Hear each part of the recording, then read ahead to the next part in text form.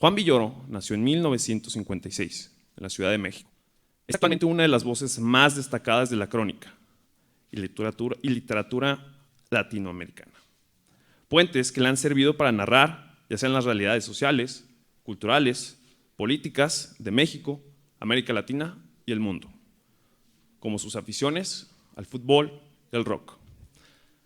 Aquí voy a hacer una pausa, porque hace 3 años entré a la carrera de comunicación.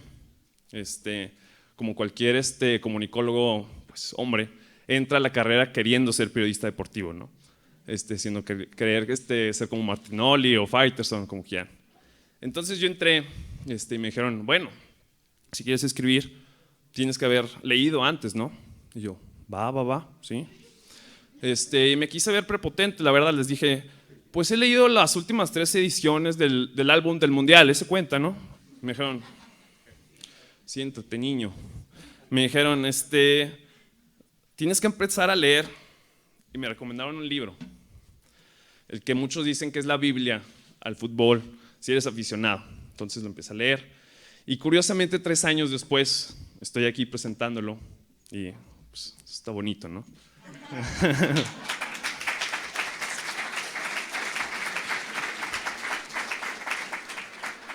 Y bueno, lo único malo es que le da al Necaxa, pero pues eso es que se hace.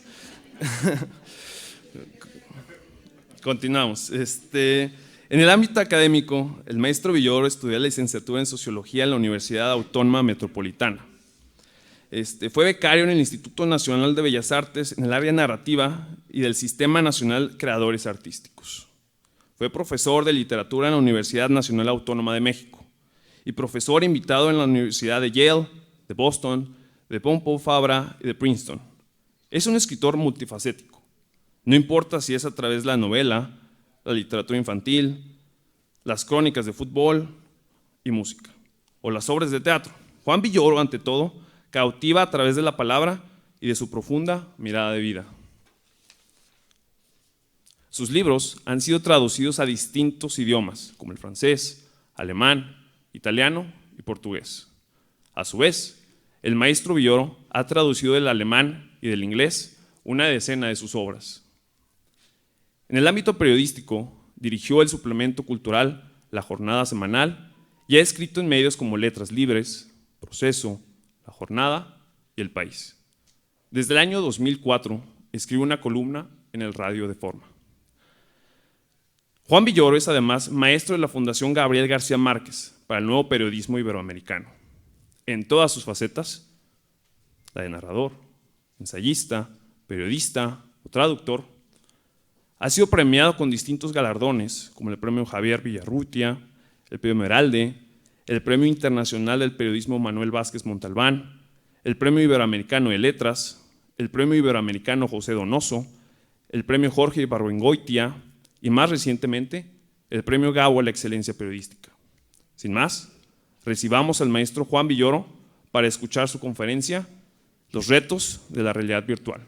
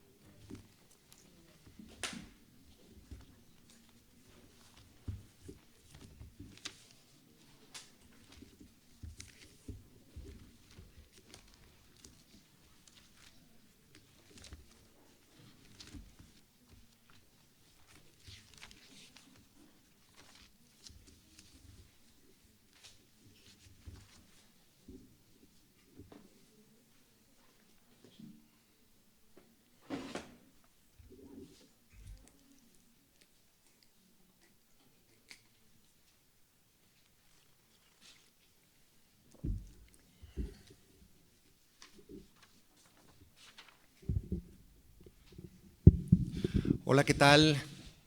Muy buenos días, estoy muy contento de estar aquí. Bienvenidas, bienvenidos. Felicidades a la Universidad Iberoamericana por estos 40 años y a su carrera de comunicación. Cuando me pidieron que pensara en un tema para una conferencia, obviamente al referirme a la comunicación, pensé en la circunstancia contemporánea que estamos viviendo en relación con las redes sociales y todo lo demás. Estoy aquí apagando mi teléfono, por cierto. Ya. Y creo que vale la pena reflexionar en los muchos desafíos que tiene la realidad virtual para nosotros, el mundo de lo digital, las tecnologías, porque estamos trabajando en un horizonte de comunicación totalmente distinto. Voy a hablar de estos temas, pero también si alguno de ustedes tiene alguna inquietud, alguna duda, alguna curiosidad que vaya más allá de lo que yo voy a decir en esta charla, después vamos a tener una sesión de preguntas y respuestas y yo con todo gusto podré contestar lo que quieran ustedes preguntarme. Entonces desde ahora les comento esto, y creo que también vamos a tener una firma de libros, y ya me han dicho que les van a repartir unos papelitos para que yo pueda ver los nombres y haga la dedicatoria correspondiente, ¿no? Entonces, este es el tema pues que tenemos nosotros el día de hoy, los retos de la realidad virtual, pero evidentemente relacionados con la comunicación. No somos programadores de computadoras, no somos especialistas en otras áreas. Lo importante para nosotros es cómo se transmite la comunicación, especialmente en mi caso me interesa la comunicación escrita, porque es al tipo de periodismo que yo me he dedicado, y a la literatura, por supuesto. Hace algunos años, por ahí de 2010, España inició una competencia muy importante para tratar de ser la sede de los Juegos Olímpicos que se iban a celebrar en 2012. España, como ustedes saben, es un país que cuenta con extraordinarias instalaciones deportivas. Es probablemente el país de la Tierra que más se ha desarrollado en el deporte en los últimos años. En 1968, cuando fueron las Olimpiadas de México, España no ganó ninguna medalla. Era un país que se dedicaba a los toros y al fútbol, principalmente representado por el equipo Real Madrid, pero no tenía mayor relación con el deporte. Después de la dictadura de Franco y ya con la transición a la democracia, España se convirtió en una auténtica potencia deportiva, y hoy en día es protagonista en todas las áreas, desde nado sincronizado hasta automovilismo, pasando por el tenis, incluso el básquetbol profesional, en un país donde la gente era bastante baja de estatura. En fin, ha sido el país que más se ha desarrollado, en buena medida porque tuvieron la inteligencia de asociar el deporte con la cultura. Es el mismo ministerio el que lleva deporte y cultura en España. Entonces, en el 2010, ellos, que es este país que ha dado un salto deportivo extraordinario, se propone ser la sede de los Juegos Olímpicos. También tiene como característica España, que es un país que recibe muchísimo turismo. Entonces es un país con instalaciones de hotelería, restaurantes, etcétera, una comida formidable, y un pueblo pacífico con condiciones de seguridad muy grandes. Entonces consideraron los españoles que eran la candidatura prácticamente invencible, y les pasó lo mismo que le pasó a la famosa Armada Invencible, en la que participó Miguel de Cervantes, y fueron derrotados por Inglaterra. Los Juegos Olímpicos se celebraron en el 2012 en Londres. Entonces se creó un comité para tratar de averiguar qué había pasado con la candidatura española.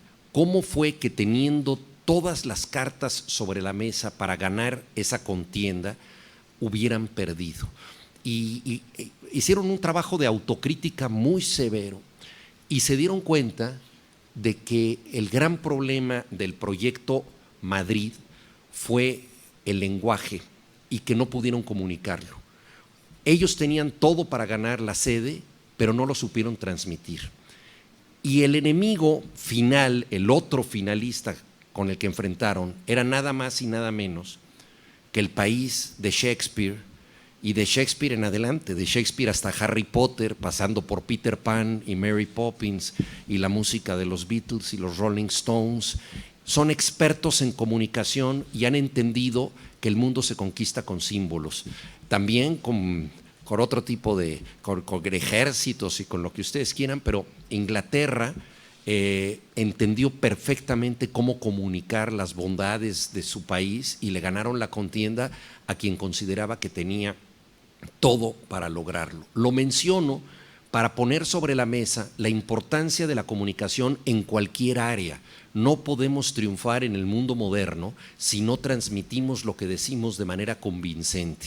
Y esa fue la lección que sacaron las personas que participaron en este comité para analizar lo que había sucedido con la sede de Madrid. La cultura, la comunicación, la lectura es lo que permite lograr que se puedan imponer ciertos proyectos, que podamos convencer a los demás, y como digo, en las más distintas áreas, ¿no? Y esto tiene que ver también con el desarrollo individual de todos y cada uno de nosotros. Estamos hechos de comunicación y dependemos de eso. Hace algunos años hubo una gala de esas que le gustan mucho a Hollywood, en donde se reconoció al gran actor Sean Connery, que fue el primer 007, el primer James Bond, pero hizo muchas otras películas, y entonces era lo que se llama un Life Achievement Award, ¿no? Reconocían su trayectoria de vida, se habló mucho de él, y se habló de que él había nacido en Escocia, en una situación muy poco favorecida. Era tan pobre su familia que no tenían una cuna para él, lo criaron en el cajón de un escritorio que habían conseguido. Ahí creció el pequeño Sean Connery, y todo el mundo dijo, bueno, pues ojalá logre sobrevivir. No tenía familia, en una situación totalmente desfavorecida, y durante la ceremonia una y otra vez se aludió a este origen humilde de él, y entonces cuando le tocó tomar la palabra, él dijo algo que a mí me pareció extraordinario. Dijo, miren, es cierto, yo empecé con muy pocas posibilidades de poder salir adelante en este mundo, pero les quiero decir una cosa muy sencilla. A los 4 años aprendí a leer. En el momento en que yo aprendí a leer, me convertí en contemporáneo de los genios más increíbles que hay en el planeta y de cualquier persona que haya escrito alguna vez algo. Desde los 4 años en adelante, yo entendí que el mundo podía ser mío a través de la comunicación. Entonces, en lo individual o en lo social, la comunicación es absolutamente decisiva. Y vamos a tratar de abordar temas que son muy complejos. Espero hacerlo de una manera más o menos llevadera, y que tienen que ver con la realidad de la comunicación y la cultura hoy en día.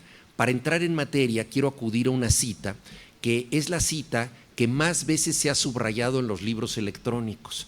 Una de las características del libro electrónico es que no solamente nosotros leemos en el libro electrónico, sino que el libro nos lee a nosotros. Dejamos huellas en el libro y el libro sabe qué nos interesó más, qué nos interesó menos. Entonces, haciendo una suma de las frases que se han subrayado en el libro electrónico, se llegó, bueno, probablemente es un estudio parcial, sería imposible encontrar todas las frases subrayadas, aunque hay bases de datos, porque no es un secreto lo que tú estás leyendo, el libro te está leyendo y hay bases de datos a donde van a dar tus subrayados. Pero el subrayado que más se hizo es de la novela Los Juegos del Hambre, de Susan Collins, que dio lugar a una película que seguramente han visto ustedes con Jennifer Lawrence. Bueno, empieza diciendo esto. Y fíjense qué pertinente para lo que vamos a discutir. A veces las cosas importantes le suceden a la gente que no está preparada para lidiar con ellas. Eso es la realidad virtual, ¿no? Es algo muy importante que ha sucedido a gente que no está preparada para lidiar con ellas. Y la vida se ha transformado radicalmente en las últimas décadas gracias a esta realidad virtual con la que no contábamos y que ya nos ha cambiado para siempre. Entonces, la realidad virtual es como este origen de la novela de Susan Collins, algo inesperado que nos está desafiando. La realidad virtual se inscribe en las muchas redes de conocimiento y de cultura del ser humano. Roger Bartra, antropólogo de la cultura, tiene un libro extraordinario que se llama Antropología del Cerebro, y él ahí sostiene lo siguiente: el ser humano debe su evolución al cerebro, pero evidentemente a lo largo de la evolución el cerebro no ha podido asimilar todo lo que ha conquistado la especie. No hay un cerebro que pueda tener todos los archivos de la humanidad. Entonces, la cultura ha surgido como una extensión del cerebro. Por eso, en su Antropología del Cerebro, Roger Bartra habla del exocerebro, que es un cerebro externo, así como hay animales que tienen un exoesqueleto, por ejemplo la langosta, que no tiene los huesos por dentro sino por fuera. Nosotros también disponemos de un cerebro ampliado, que son las universidades, los archivos, las hemerotecas, los periódicos, la comunicación, los libros, todas las redes de la cultura. Son extensiones neuronales invisibles que pueden llegar a nosotros y que podemos activar. Entonces, la especie ha sobrevivido gracias al uso del cerebro físico, pero también y sobre todo del exocerebro, de esta cultura que nos rodea en los más distintos ámbitos. Y la realidad virtual pertenece a este exocerebro y lo ha transformado por completo, porque ha duplicado sus funciones. Hoy en día tenemos libros físicos, libros electrónicos, hoy en día leemos en pantallas o leemos en soportes de papel. Entonces, pertenece pues al exocerebro y es tan importante como los estímulos anteriores.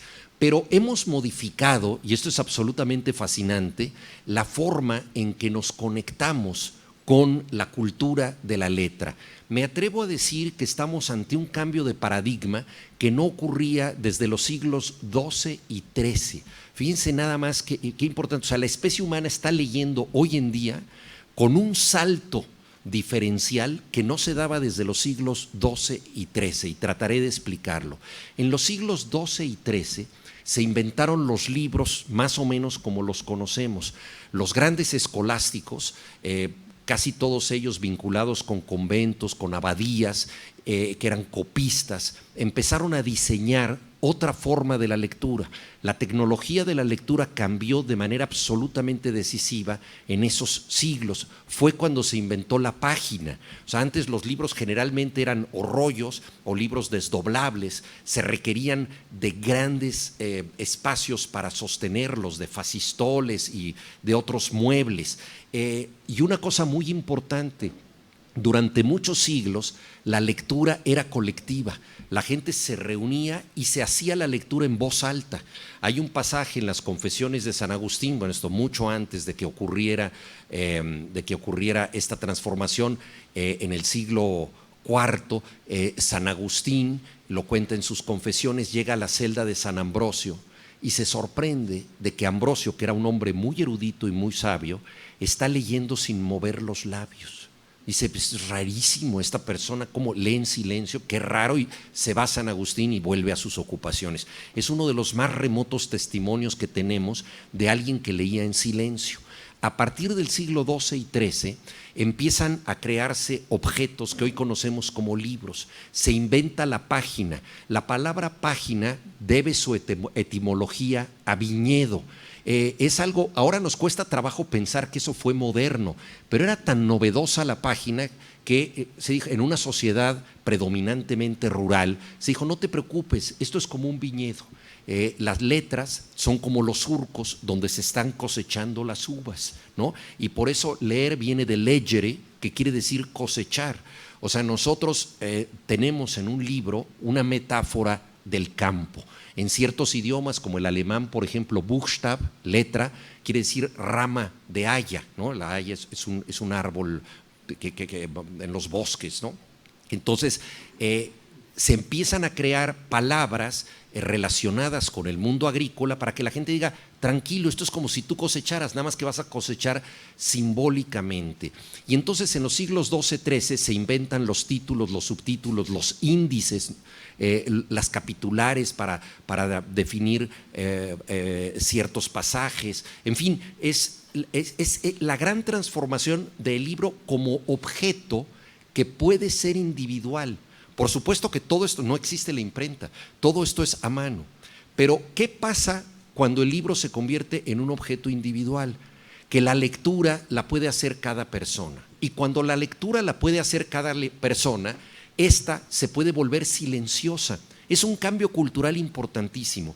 Hay muchos testimonios muy interesantes de la gente que leía en los conventos. Tenía que estar en muy buena forma física, porque él leía durante 4 o 5 horas y todo el mundo estaba oyendo, ¿no? Entonces decía, no, es que vamos a traerlo porque es un atleta, él sí puede leer en voz alta. Entonces, realmente era un esfuerzo físico grande. Pero, ¿qué sucede cuando leemos en colectividad? Cuando leemos en colectividad, también pensamos en colectividad, lo cual es muy importante porque hay un sentido de comunidad, hay un sentido del nosotros, pero también es complicado porque cuando alguien piensa algo raro, no se atreve a decirlo.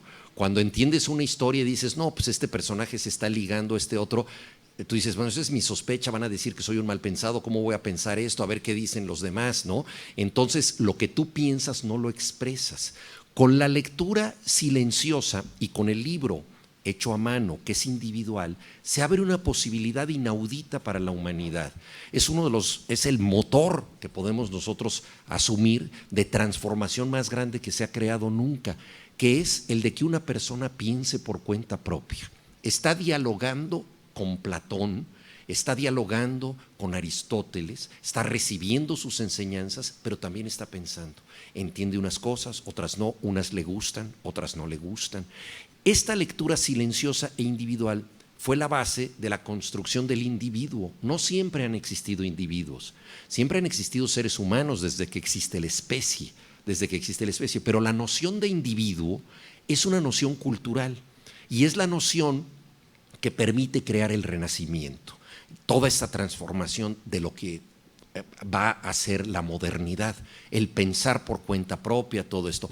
Hay, por supuesto, antecedentes, la cultura griega y latina es un antecedente fundamental para esto, y hay grandes pensadores y todo, pero estamos hablando ya de una relativa socialización de los individuos, es decir, que por supuesto hay un privilegio, quién puede entrar a una abadía, quién puede entrar a un convento a leer, no todo mundo, quién tiene acceso a una biblioteca, es más, quién sabe leer y quién no. Todavía es una capa restringida de la humanidad, pero ya existe una posibilidad de pensamiento por cuenta propia que antes solamente existía en la academia de Aristóteles o el jardín de Epicuro, es decir, en los lugares más selectos del conocimiento, ¿no? En los diálogos socráticos y todo esto existía, por supuesto, este pensar por cuenta propia, pero no se había socializado de esta manera a partir de un producto como el libro. Entonces, la tecnología de la lectura cambia en los siglos XII y XIII. Luego, en el siglo XV, se propaga con la imprenta. Entonces ahí sí ya se socializa mucho más, se vuelve mucho más popular, más accesible, es otra cosa. Pero la imprenta es una divulgación de lo que ya existía. El paradigma lector ya se había forjado en los siglos XII y XIII. Pues bien, desde el cambio de ese paradigma lector hasta ahora, no habíamos transformado nuestra manera de leer el mundo como lo estamos haciendo. Entonces, es realmente un cambio de siglos en el comportamiento humano. Por lo tanto, es difícil aquilatarlo y saber hacia dónde va. En los años 70 del siglo pasado, el comunicólogo canadiense Marshall McLuhan escribió un libro extraordinario para anunciar el fin del libro, La Galaxia de Gutenberg. Entonces era un libro que de alguna manera es un libro tan bien escrito que derrotaba su propósito, porque decía, los libros se van a acabar. Tú estabas fascinado leyendo un libro interesantísimo, con citas extraordinarias y todo, además fue un auténtico bestseller, ¿no? Pero era un libro apocalíptico. Y lo que él decía entonces es que con el advenimiento de los medios electrónicos, principalmente la televisión en aquella época, la comunidad se iba a convertir básicamente en una comunidad de la imagen, y que íbamos a vivir guiados sobre todo por impulsos electromagnéticos. Y él prefiguraba que habría hologramas de comunicación y distintas formas de comunicarnos. Y él hablaba nuevamente de una retribalización de la especie. Si el libro había llevado a la construcción del individuo, el ver la televisión como entonces se veía la televisión, no calculaba que la televisión se iba a ver de manera individual, como hoy podemos hacer en cualquier teléfono celular. No, en aquella época la televisión sustituía a la chimenea en las casas, ¿verdad? La familia se reunía en torno a la televisión y la gente comentaba las cosas que veía en la televisión. Entonces decía, hay una retribalización porque se está creando una nueva tribu y vamos a pasar a los medios visuales y se ha acabado ya el fin de la letra. Las sociedades se fundaron, decía McLuhan, en torno a libros, las constituciones, y las religiones se fundaron en torno a libros sagrados, ¿no? La Torá, el Corán, la Biblia, ¿no? Pero esto está por acabarse. No contaba McLuhan con que la tecnología se iba a desarrollar de una manera muy curiosa y que iba a venir un aparato alimentado de letras, ¿no? Que es la computadora personal. Entonces, la cultura de la letra cobró un giro totalmente sorprendente, que por supuesto derrotó las negras profecías de McLuhan para la letra y nos fue llevando al mundo que tenemos hoy en día. Un mundo en el que la comunicación, muchas veces escrita, se ha vuelto atmosférica. Hay noticias que nosotros recibimos y no sabemos de dónde las recibimos. Nos enteramos de algo y no sabemos cómo, ¿no? Yo supe que Ben Affleck había vuelto con Jennifer López. Les juro que no me interesaba y lo supe, ¿no? ¿Por qué? Y además no puedo rastrear ese momento de información porque tenemos alertas en los celulares, tenemos alertas al abrir la computadora, subimos a un elevador y hay una banda luminosa que nos dice cosas, en una plaza pública hay un espacio informativo y abajo aparecen noticias, vemos un noticiero y abajo del noticiero hay una banda con otras noticias. Entonces esta información subliminal, esta información que nos está llegando de manera atmosférica forma parte de nuestra experiencia. El antropólogo de la cultura Néstor García Canclini ha hecho muchas investigaciones sobre los públicos lectores y una de las cosas que más le sorprenden es que le pregunta muchas veces a la gente, ¿tú lees? Y dice, piensan en libros, en cosas así, dice, no, la verdad muy poco, casi nada. ¿Qué has leído? Pero entonces empieza a hacer más preguntas sobre todas las redes sociales que tiene esta persona, cuántas veces chatea, y esta persona se da cuenta que está totalmente inmersa en la letra. Claro, no en la letra como nosotros la pensamos tradicionalmente, que cristaliza en un volumen impreso, sino en la letra como una condición que nos está rodeando por todas partes. Y esto comporta nuevas responsabilidades para la comunicación, nuevas posibilidades para el periodismo. La alianza de la computación con Internet y posteriormente con los teléfonos inteligentes fue una transformación radical. Hoy en día el teléfono que cada uno de nosotros tiene en el bolsillo contiene más tecnología que el Apolo 11 que llegó a la Luna. Realmente el Apolo 11 era un cacharro que tú dices, ¿cómo estos tripulantes se subieron a él? Porque era una cosa bastante primitiva, ¿no? Y nuestros teléfonos tienen un nivel de sofisticación extraordinario. Ahora bien, toda tecnología genera posibilidades novedosas sumamente útiles. ¿Quién va a decir que la comunicación informática no sirve? Hay muchas cosas que solo sabemos gracias a la posibilidad de comunicarnos. El acervo al que tenemos acceso es enorme y la comunicación instantánea nos ha servido de auxiliar formidable. Entonces hay muchas ventajas en esto, pero también hay desventajas. Una de ellas es la creciente dependencia que tenemos de los aparatos, ¿no? Cuando entramos a una zona sin conectividad, es como si entráramos al infierno, ¿no? Nos quedamos, fíjense la sensación psicológica tan rara que tenemos muchas veces, que no es que sentimos que nos desconectamos del mundo, sino de nosotros mismos. O sea, nos sentimos como que algo nos falta porque el teléfono no está con nosotros. Es decir, el teléfono es una prótesis, es una extensión de nuestro cuerpo. Si el teléfono se apaga, también nosotros nos apagamos. No, ¿qué hacemos, no? Tu agenda telefónica, ¿dónde está? En el teléfono. Antes la gente se sabía, pues no sé, un mínimo de 10 a 15 números de teléfono. Los tenía como una retentiva normal.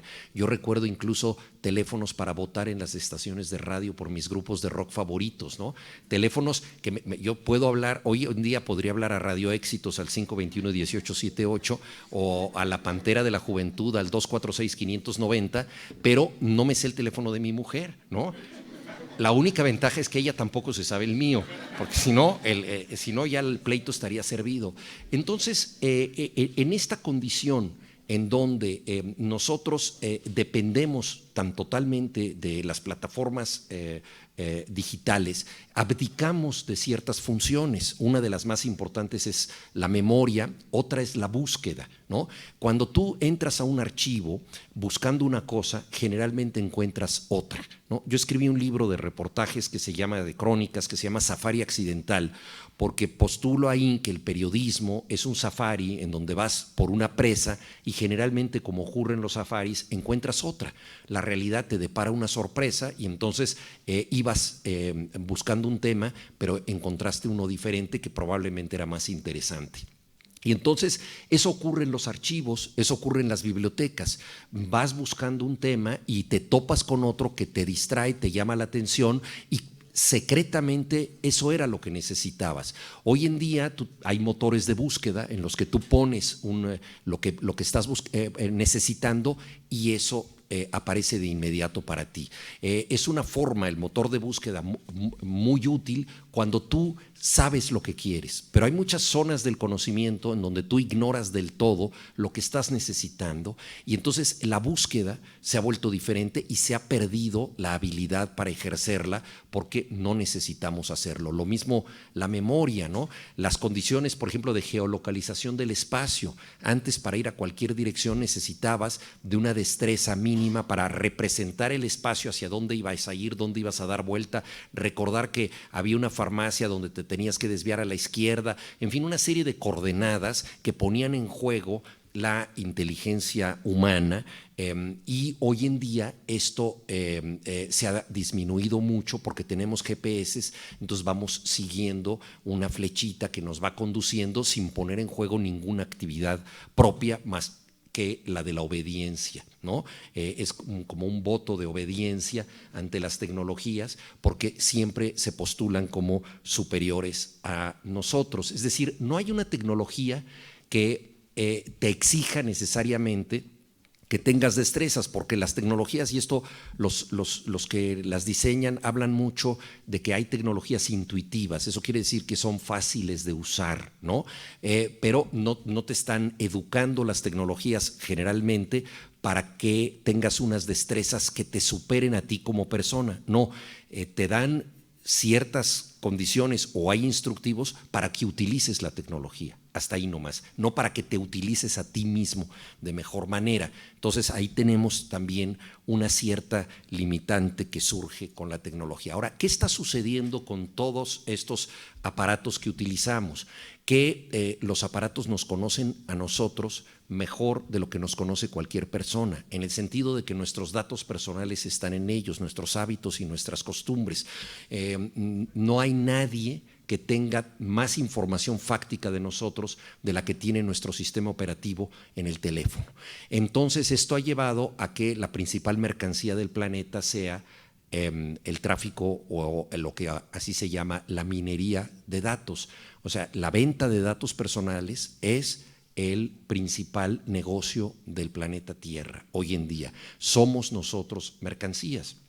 En Netflix hay una serie sobre las plataformas digitales en donde hablan muchos de sus pioneros y todos dijeron esto era para liberar a la humanidad y darle herramientas de comunicación, y nos hemos dado cuenta de que nosotros, queriendo liberar a la gente, los convertimos en esclavos, esclavos del consumo, esclavos de distintas cosas, ¿no? Entran en juego aquí los famosos algoritmos, ¿no? Esta manera matemática de entender los datos personales de la gente. El algoritmo tiene una función matemática y tiene también una función psicológica. O sea, el algoritmo lo que hace es que detecta cómo se comporta una persona, cuáles son sus tendencias, cuáles son sus gustos, cuál es la música que oye, a qué lugares viaja, etcétera, cuáles son sus posibilidades económicas, etcétera. Y le formula propuestas que ya están en las posibilidades de la gente, pero que la gente todavía no se ha formulado. De tal manera que cuando a ti te llega una sugerencia, crees que a ti se te ocurre. Ese es el gran truco del algoritmo. O sea, todos nosotros tenemos deseos ocultos, deseos que están ahí cristalizando, ¿no? Pero de pronto alguien te ofrece, ¿no?, ese viaje que querías, ese coche que anhelabas, la línea de crédito para comprarlo. Estas características hacen que los algoritmos sean muy sugerentes. En ocasiones estamos hablando y el teléfono, como también nos escucha, nos ofrece algo, ¿no? Algo tan especializado como puede ser, por ejemplo, pinzas de madera para colgar la ropa, ¿no? Es un caso real que a mí me sucedió. A mí no me gustan las pinzas de plástico. Y le dije a mi mujer, qué raro que ya no encuentro tantas pincitas de madera. 10 segundos después tenía una oferta de pinzas de madera en mi teléfono. Así son los algoritmos y realmente es algo que necesito, pero que te está induciendo la necesidad. Entonces somos rehenes de un mercado que nuestros datos, que ya son mercancías, los utiliza para proponernos nuevas mercancías. Y esto se ha llevado a la política. Hay un escándalo mundial muy importante, el de la famosa asociación Cambridge Analytica, ¿no? Que es un grupo de asesores que van a las distintas contiendas políticas y ellos estudian a los electores y le hacen creer a los electores que el candidato que les conviene es el candidato que los contrató. Entonces ven de qué manera vinculan al candidato que los contrata con las pulsiones de la gente, las necesidades de la gente. Entonces dicen y se trata también de algo meramente intuitivo. ¿Por qué? Porque el ser humano no ha dejado de ser impulsivo y no ha dejado de depender más del afecto que de la razón. Ahí entramos en otro tema fascinante del mundo contemporáneo. Los neurólogos contemporáneos han estudiado cómo tomamos decisiones nosotros, los seres humanos. Hay un libro maravilloso de Antonio Damasio que se llama El error de Descartes o el error de Descartes, si lo pronunciamos correctamente, y este libro trata de lo siguiente. Descartes, el famoso filósofo, dijo: pienso, luego existo. Para Descartes, la razón está antes que cualquier otra cosa. Por eso nosotros hablamos de la res cogitans, la cosa pensante. Eso es el ser humano, que es una manera bastante presuntuosa de definirnos como especie, porque conocemos muchos congéneres que no merecen del todo este atributo tan racional, ¿no?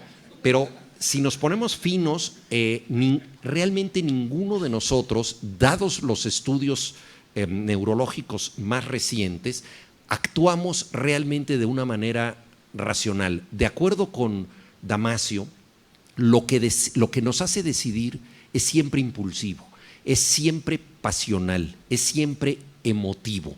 La frase de Descartes debería reescribirse como: siento, luego existo. El ser humano siente, y la razón es la capacidad, si eres muy inteligente y muy racional, de ser muy veloz para justificar racionalmente lo que sentiste. O sea que en realidad la inteligencia es la velocidad para justificar lo que sientes racionalmente, para formularlo así, pero siempre hay un elemento emocional, hay un componente que te está atrayendo, que eso pasa mucho, digo, desde lo que nosotros llamamos la química con las personas, ¿no? Cómo te relacionas con ellas. Entonces estamos hechos de códigos que tienen que ver con la emoción.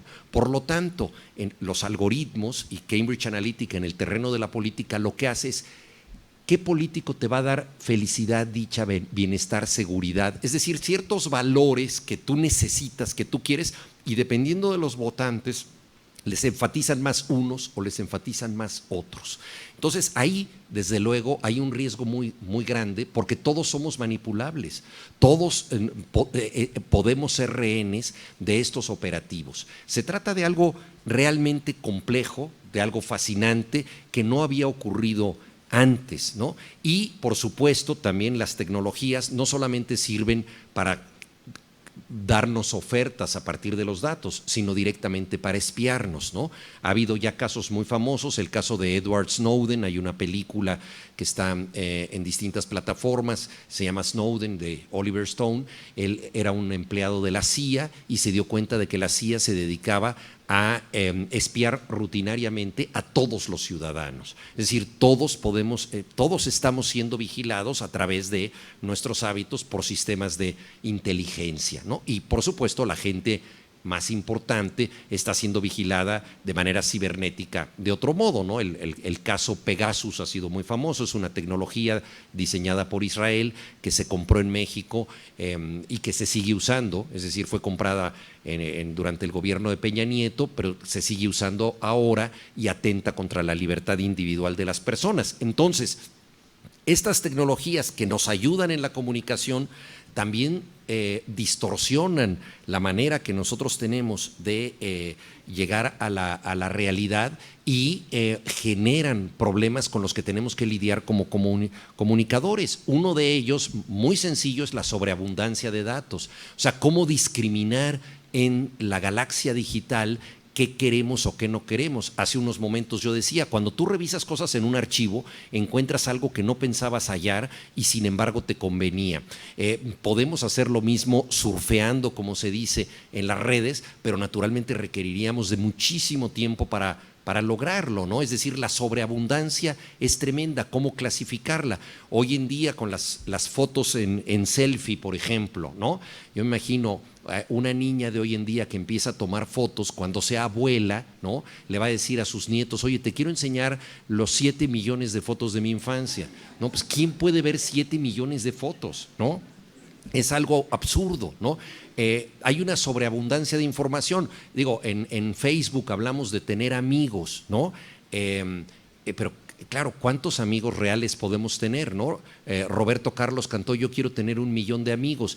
Que la verdad, esa sería una pesadilla terrible, porque tienes que tener 1 millón de cumpleaños, 1 millón de regalos de cumpleaños, todos. Además, solo se ofendieron 250,000 amigos, pues no se puede, ¿no? Entonces, el ser humano es un ser social, pero la sociabilidad y el conocimiento tienen límites. Entonces, uno de los problemas que tenemos que resolver como comunicadores es encontrar formas de clasificación de lo que nos interesa. Curiosamente, ahí los algoritmos se convierten en aliados. Porque, por ejemplo, si tú lees cierto tipo de reportajes, te ofrecen otros parecidos. Ahí hay una alianza. El único problema, y debemos estar conscientes, es que el algoritmo nos da lo que ya queremos, pero en esa medida también nos limita, o sea, nos vuelve repetitivos, ¿no? Te gusta cierto tipo de música, te ofrece ese mismo tipo de música, y a lo mejor te iba a encantar la música barroca que todavía no has oído, pero ya no llegas a ella. Entonces, hay que beneficiarse del algoritmo, pero saber romper la cadena de reiteración que te provoca, porque eso es tremendo, ¿no? Y yo creo que ahí es importante saber que los motores de búsqueda tienen la limitante de que solamente nos están respondiendo a lo que ya supimos, pero esta sobreabundancia es tremenda. Todos los días se cuelgan en la red 60,000 nuevas canciones. O sea, cada día hay 60,000 nuevas canciones, por lo tanto, establecer consensos en los gustos ya es muy difícil. Esto también cambia la relación que teníamos nosotros con la tradición.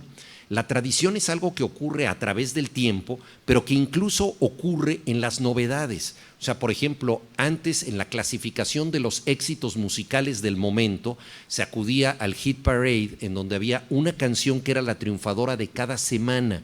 O sea, cada semana había una canción que era la triunfadora y la canción que había triunfado esa semana se podía sostener a lo largo de más semanas y podía incluso ser la triunfadora del año. Entonces había una tradición, digamos, muy reciente de la última semana que se iba acumulando y entonces había una sensación sucesiva de lo que estaba pasando. Hoy en día las plataformas digitales nos han llevado a lo que el novelista cyberpunk, que es un novelista muy interesante de ciencia ficción, William Gibson, llama el presente eterno. O sea, se ha alterado nuestra noción tiempo-espacio en las redes, porque la red es fundamentalmente un lugar, no es una secuencia. O sea, la noción de tiempo, que es esencial a la tradición, que es esencial a cómo recibimos nosotros por etapas el conocimiento, en las redes es distinto. Por eso hablamos correctamente de un sitio web. Es un lugar, en ese lugar todo confluye de manera instantánea, es un presente eterno. Grupos que ya murieron del rock están con el grupo que acaba de subir su canción el día de hoy en simultáneo. Entonces este presente eterno nos está llevando a entender el mundo de otra manera. Es algo importante tenerlo en cuenta. Y como decía yo, la tecnología no necesariamente nos pide ser mejores, entre otras cosas porque muchas veces nos sustituye, o sea, tiene funciones que antes hacíamos nosotros y que ahora hacen las máquinas, y por supuesto la tecnología, hay que tomarlo en cuenta, crea nuevas discapacidades, ¿no? La más extrema de todos son los autistas electrónicos, que en Japón se llaman los hikikomoris, que son chicos que viven exclusivamente ante la pantalla de la televisión, o perdón, de la pantalla de la computadora. Se dejan de relacionar con el mundo y cuando regresan al mundo muchas veces tienen una conducta violenta. Entonces, ¿hasta dónde podemos nosotros depender de la tecnología? ¿Hasta dónde lograremos ser nosotros quienes manejemos a las máquinas y no las máquinas quienes nos manejen a nosotros, ¿no? Cuando vamos a un banco y se cayó el sistema operativo, la persona que nos atiende no puede hacer nada, porque no hay una sustitución humana de la máquina, no hay una sustitución humana del sistema operativo, lo cual es absurdo, no hay un plan B para que seamos simplemente seres humanos, ¿no? Entonces dependemos totalmente de las máquinas, ¿no? Y ya cada vez es más difícil, por ejemplo, para personas de cierta edad relacionarse con un mundo que los excluye. En las máquinas hay también una discriminación muy grande, discriminación para la gente pobre que no puede tener un teléfono inteligente, discriminación para la gente mayor, por ejemplo, a mi madre se le borraron las huellas digitales, que es algo que pasa, entonces todos los procesos touch screen no los puede hacer, no le pueden tomar su huella en el banco. La llamaron recientemente para actualizar sus datos y dijo, no tengo que actualizar nada porque mis datos son los mismos desde hace 60 años que abrí esta cuenta, mis datos son los mismos. Los que han cambiado son ustedes, ¿no? Era antes Banco Nacional de México, ahora es Banamex, ¿no? Y pertenece a Citigroup, pero ustedes cambian, pero mis datos son los mismos, ustedes actualícenlos. No, usted tiene que actualizarlos, es decir, lo mismo de ella lo tiene que meter en el sistema, pero para eso tiene que pasar por la huella digital. No tiene huella digital, entonces está fuera de su actualización posible, aunque ella no haya cambiado en nada. Estas son las limitaciones a las que nos lleva muchas veces la vida en red, la vida digital. Y tenemos casos colectivos también dramáticos de gente que ha sido exhibida públicamente, a veces en situaciones íntimas, etcétera, que han llevado a suicidios, ¿no?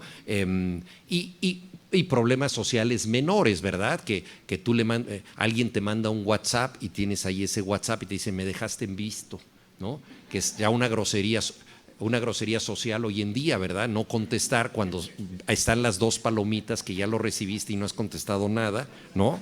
Entonces, desde esta cosa muy simple de una pequeña confusión, malentendido, grosería social, hasta el suicidio de una persona provocado por las redes, son cosas que están sucediendo ante nosotros y con las que tenemos que lidiar. Los evolucionistas consideran que en el futuro vamos a tener mayor uso de las manos, especialmente de los pulgares, que tenían poca utilidad y que ahora se han convertido en instrumentos de escritura. Vamos a tener mejor vista como seres humanos, vamos a tener menos memoria y vamos a tener menos capacidad cognitiva. Un especialista en el conocimiento que se llamó Flynn, que murió en el 2020, estudió algo que es muy importante y que se conoce como el coeficiente de Flynn. La especie humana en su evolución tiene cambios importantes. Por ejemplo, del siglo XIX al fin del siglo XX, la especie humana en promedio en todo el planeta subió 11 centímetros de estatura, ¿no? Un desarrollo físico hacia arriba.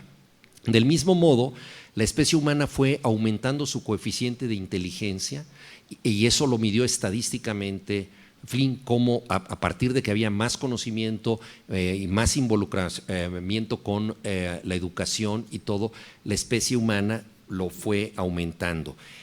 A lo largo del siglo XX, fíjense, esto es bien interesante, la especie humana aumentó 30 puntos su coeficiente intelectual. El coeficiente de un genio o de alguien sobredotado es de 140 para arriba. Entonces, que la especie humana, si el coeficiente es 140 para arriba, que la especie humana haya aumentado 30, es un porcentaje muy grande en un siglo. Pero esto se detuvo en los años 70 del siglo pasado. A partir de los años 70 del siglo pasado hubo un estancamiento y en las últimas décadas ha habido un declive. Ha habido un declive no enorme, pero que llega al 0.2% por el momento. Pero si esta es una tendencia progresiva, ¿no? Pues la especie humana será menos inteligente en el futuro, ¿no? Entonces son cosas que tenemos nosotros que aquilatar porque son muy importantes. Pero la especie humana, decía yo, está en esta circunstancia en donde se comunica a través del lenguaje y se comunica a través de símbolos. Empecé hablando del caso de las Olimpiadas de Londres y la verdad es que buena parte de la cultura del consumo ha entendido lo que no entendieron los españoles para transmitir mejor qué es lo que estaba sucediendo. Si algunos de ustedes se dedican al marketing aquí en los estudios de comunicación o a la publicidad, que son ramas de la comunicación, entenderán lo que digo, y es que lo más importante hoy en día en el éxito de las empresas, y esto tiene que ver con la comunicación, no es la calidad de los productos, sino lo que se llama el branding. O sea, ¿qué te vende una empresa? Y una empresa no te está vendiendo un café, te está vendiendo un concepto asociado al café. Entonces, el gran éxito de Starbucks es el tipo de lugar que tiene, el tipo de música que ofrece, te lo está ofreciendo. Hay empresas que incluso desde su nombre tienen un talento enorme para el branding, ¿no? Por ejemplo, hay una compañía que vende té en Estados Unidos que se llama Honesty, ¿no? Honesty quiere decir honestidad, ¿no? Pero fíjense qué buen nombre para un té. Naturalmente es un té orgánico, antioxidante, con omega 3, o sea, eso como una medicina. Entonces vas a Honesty como si fueras a una farmacia, pero al mismo tiempo es algo muy atractivo. Entonces vivimos en una sociedad del branding donde es más importante la forma en que se presenta un producto que el producto mismo. Y esto ha llevado también a la política, ¿no? El mejor ejemplo es Donald Trump, un empresario que quebró todas las empresas en donde él asumió la calidad de administrador, todas las empresas quebraron. Pero él es un gran vendedor de ilusiones, es un maestro del branding. Entonces, la empresa podía quebrar, pero él fundaba otra y además ya ponía un administrador competente, pero él no hubiera podido llevar una papelería, pero era capaz de vender estas ilusiones. Entonces, esa es la transmisión de símbolos en la que estamos inmersos y es algo, sin duda alguna, que debemos conocer, pero que también se le deben establecer límites a esto, es decir, hasta dónde estamos siendo víctimas de hechizos, de simulacros. ¿Compramos lo que compramos o compramos una ilusión de algo diferente? Bueno, recuerden ustedes la publicidad, por ejemplo, los famosos anuncios de Marlboro que decían que la gente tonta creía que era para vender caballos porque eran de vaqueros, ¿no? Y nunca decían el tabaco es bueno, el tabaco es rico, pero te hacían ver como una vida rústica, campestre, bastante viril, ¿no? Y en donde tú te querías identificar con ese vaquero y el mensaje subliminal era: si fumas Marlboro vas a ser como ese vaquero, ¿no? Entonces la publicidad lo ha utilizado mucho, pero ya hoy en día hemos llegado a una situación extrema de manejo de símbolos, lo cual confirma en forma a veces preocupante que somos criaturas que dependemos de la comunicación. Y esto nos lleva también a la situación actual de los periódicos. Internet surgió como un medio gratuito. Psicológicamente la gente que accede a Internet no quiere pagar, por supuesto que aparecen anuncios y alguien gana dinero ahí, pero es muy difícil que la gente se suscriba a los periódicos. Los periódicos vivían de la publicidad y curiosamente la publicidad no migró de la misma manera hacia las plataformas digitales. Por lo tanto, los periódicos están en crisis hoy en día, prácticamente todos están quebrando. Es muy difícil que un periódico independiente sobreviva. Y subrayo lo de independiente, porque hay muchos periódicos que pertenecen a grandes consorcios económicos y entonces tienen cadenas de telecomunicaciones, tienen empresas, tienen fábricas, tienen otros negocios, y el periódico es ahí como un pequeño house organ, o sea, es algo que forma parte del grupo, pero que no necesariamente da ganancias, e incluso a veces hasta que conviene que tenga pérdidas, porque a ti te conviene fiscalmente tener una parte de tu empresa con pérdidas, y el periódico se convierte en una plataforma para promover los distintos negocios, para tráfico de influencias, para lo que sea. Pero evidentemente en este tipo de esquemas es muy difícil ejercer la libertad de expresión porque los dueños del periódico tienen muchos negocios, ¿no? Decía Manuel Vázquez Montalbán, la primera lección de un periodista es saber quién es el dueño de su periódico, porque si tú sabes que el dueño de su periódico también vende helados, no vas a decir los helados tienen química, están contaminados, no sé qué, porque pues se acabó tu trabajo como periodista. Tienes que saber el límite. La libertad siempre es relativa y el límite de la libertad de expresión en un periódico depende de quiénes son los propietarios. Y cuando se trata de grandes consorcios hay muchos más intereses metidos de los que normalmente adviertes. Entonces, este es uno de los grandes problemas, que los periodistas no hemos podido hacer algo que debería ser deseable, y es que los lectores de Internet se conviertan en activistas de la información. Es decir, que ellos digan, bueno, yo estoy leyendo este periódico, me gusta mucho, tengo gracias a este periódico información clasificada, información verificada, y lo voy a apoyar de alguna manera. Lo voy a apoyar con noticias de mi barrio, con informaciones, con algo de dinero que yo tenga, con más socios del periódico, etcétera. Ojalá se pudiera crear una cultura en que los lectores participaran cada vez más. Y esto me parece muy importante. Yo creo que la calidad de un periódico de cualquier lugar del mundo se mide de la manera más sencilla por las cartas de los lectores. Cuando tú llegas a cualquier país y ves qué tipo de cosas dicen los lectores, si son cosas pertinentes, inteligentes, originales, ese periódico realmente está teniendo un diálogo importante con la comunidad, sin que leas nada más del periódico, más que las cartas de los lectores. Eso es muy importante. Claro, hay periódicos tan desfavorecidos que le piden a algún periodista sin empleo que escriba las cartas de los lectores, porque para hacer ver que hay gente que los lee, ¿no? Pero ese feedback, esa retroalimentación es decisiva. Entonces, el lector es el que mantiene vivos los periódicos o el que mantiene viva la cultura de la letra. Un libro cerrado no es arte. Un libro cerrado es la posibilidad de una obra de arte. Solo se convierte en obra de arte cuando alguien lo abre, lo activa y lo completa con su lectura. Y no todo mundo lo lee del mismo modo. Entonces, esta habilidad de leer y leer en forma personal es extraordinaria. Entonces, el lector es siempre el destinatario que completa el circuito de la comunicación. Ojalá logremos que sean cada vez más brigadistas de la comunicación, activistas de la comunicación, para que puedan mantener los periódicos vivos, ¿no? Pero hay otros problemas con los que tiene que lidiar el periodismo. Uno de ellos es la dificultad de verificación de los datos, porque el periodismo contemporáneo tiene enemigos poderosos que distorsionan las noticias. En 2016, que fue el año de la campaña presidencial que ganó Donald Trump, el diccionario Oxford, que cada año elige una palabra para definir el año a partir del lenguaje, eligió la palabra posverdad en el 2016.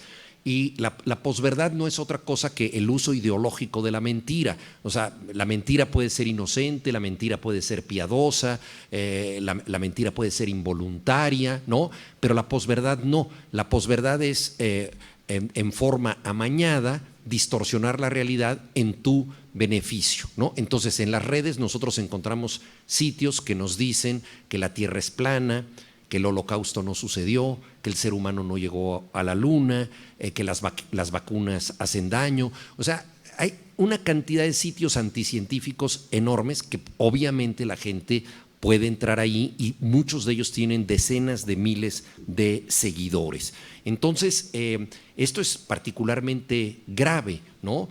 Una crítica literaria del New York Times se dio a la tarea de contar el número de mentiras que Donald Trump dijo en su primer año de presidente. Fueron 2.140 mentiras oficiales las que ella detectó. Es un presidente que miente 2.140 veces en su primer año, pero esto ya no importa, porque estamos en una área en donde se dicen tantas cosas distorsionadas que esto ya no importa. Por eso, ahora uno de los principales criterios de verificación, yo lo recomiendo mucho, son los famosos links, que son un criterio de transparencia, los enlaces. Cuando ustedes están leyendo el New York Times, el Washington Post, Milenio, el Universal, distintos periódicos, están leyendo un reportaje o un artículo de opinión y de pronto hay una palabra en azul. Ustedes pueden picarle a la palabra en azul y la palabra en azul los lleva a algo parecido, es un poco el equivalente al aparato de notas, las notas de pie de página, y eso es muy importante porque tú estás ahí en un medio que lo que está diciendo el columnista o lo que está diciendo el reportero tiene vínculos con zonas ya comprobadas de la información. Es un criterio de verificación que tiene que ver con la transparencia y que es muy importante y nos lleva a otra manera de hacer periodismo escrito, que es una comunicación en zigzag. O sea, lo que está leyendo el lector es tu texto, pero no solo es tu texto, es un hipertexto al que va a llegar con los distintos vínculos posibles, ¿no? Entonces, esa es una manera de combatir lo que se está diciendo hoy en día. Bueno, pero vayamos rápidamente, porque el tiempo se empieza a agotar, vayamos a otro tema importantísimo de la realidad virtual, la inteligencia artificial. Es decir, nosotros somos los bárbaros de una nueva civilización. Estamos como en la edad del hierro, cuando se descubrió el cuchillo por primera vez, y tal vez ese primer cuchillo no se utilizó para hacer una maravillosa escultura en madera, sino para encajarlo en la barriga del vecino, para una cosa siniestra. Tenemos grandes aparatos que todavía no sabemos, como decíamos en la cita al comienzo de los Juegos del Hambre, a dónde nos van a llevar, para qué nos van a desafiar, ¿no? Y se calcula que dentro de 45 a 100 años más o menos, el 80% de todas nuestras tareas podrán ser sustituidas por aparatos, el 80%. No necesariamente va a suceder eso, porque depende también de una actitud social, pero la técnica, el tecnopolio, que de alguna manera ya nos está dominando, va a avanzar muchísimo.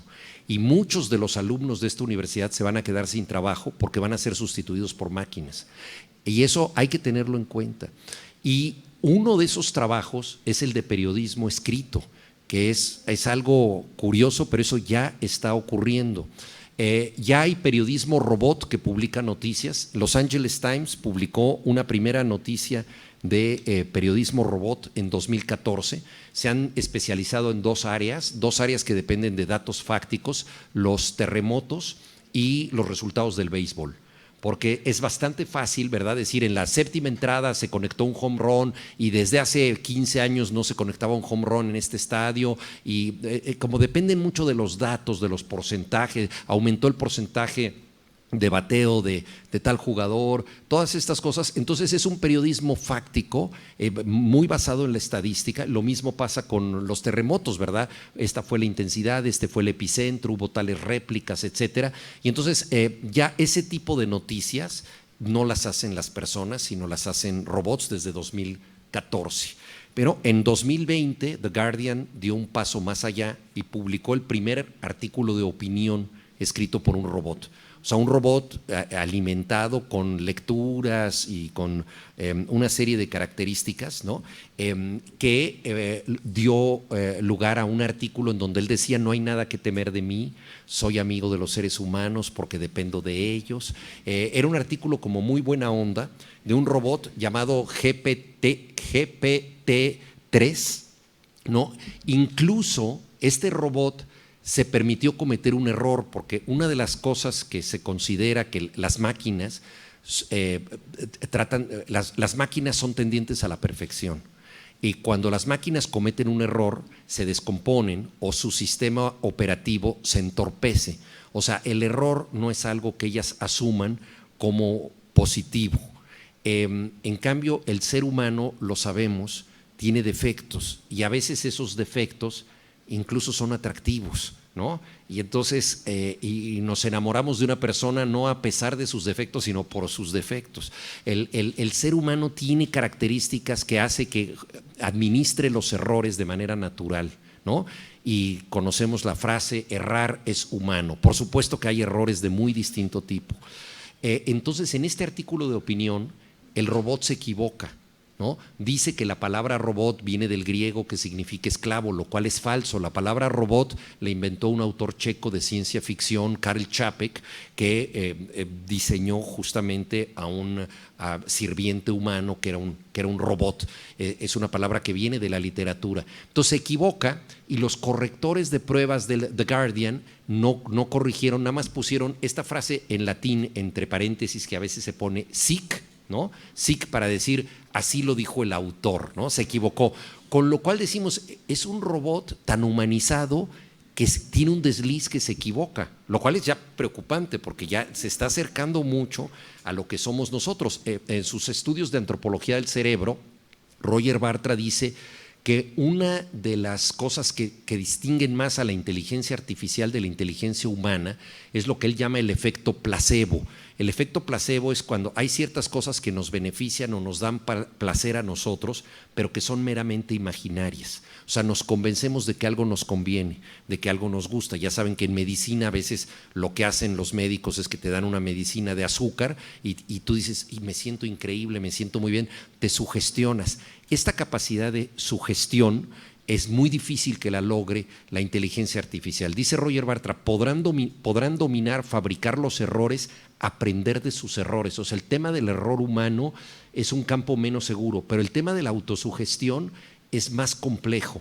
Pero probablemente los robots de siguiente generación podrán autosugestionarse y convencerse de cosas, etcétera. Entonces estamos en ese campo, y ya hay procesadores de palabras que pueden ser alimentados. Un escritor español, Jorge Carrión, está alimentando a un robot de todo lo que él ha leído en la vida, de todos los textos que él ha escrito, para ver si este robot escribe como él.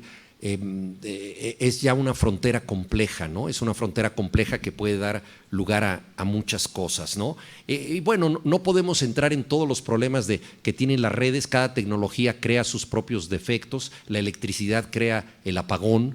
Sin electricidad no habría apagones, ¿no? La comunidad digital creó el hackeo, que era algo que pues no existía. Tenemos circunstancias pues tan graves como los haters en red. Yo creo que el odio humano siempre ha sido igual, pero hoy en día el odio tiene un valor de comunicación superior.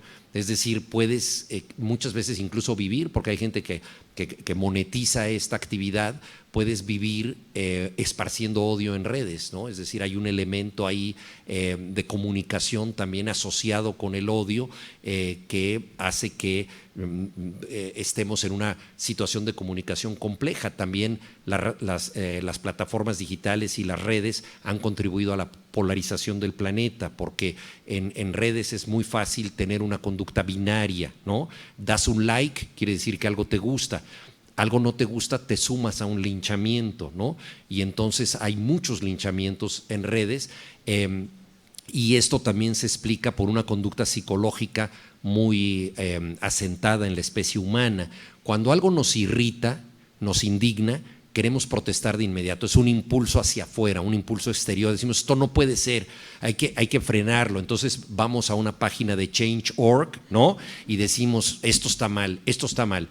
Pero luego alguien te explica lo que está pasando y dices, ay Dios mío, ¿qué hice? No es así, no es así. Pero entonces ya no mandas un tuit diciendo, ya entendí, ¿no? Nadie se arrepiente en un tuit, ¿no?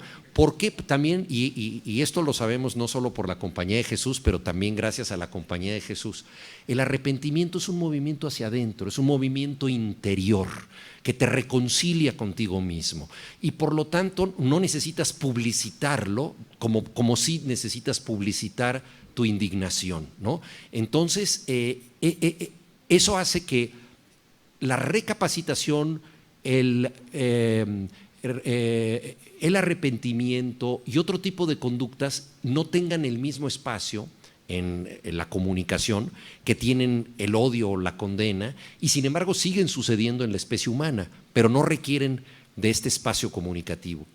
Entonces es algo también a valorar, y es el tipo de mundo en el que estamos viviendo. Y luego, respecto a los procesadores de palabras, ya Microsoft diseñó a TAI, un procesador de palabras para interactuar en las redes. Era un procesador inteligente que estuvo 16 horas activo el 23 de marzo de 2016.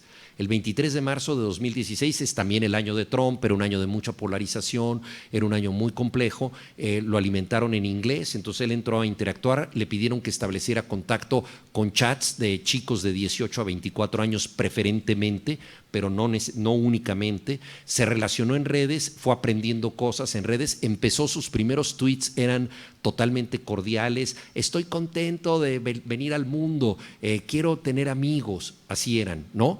En 16 horas se volvió fascista, racista, xenófobo, escribió un tuit que decía Hitler no hizo nada malo. En 16 horas, o sea, esa es la educación en red que puede recibir alguien, ¿no?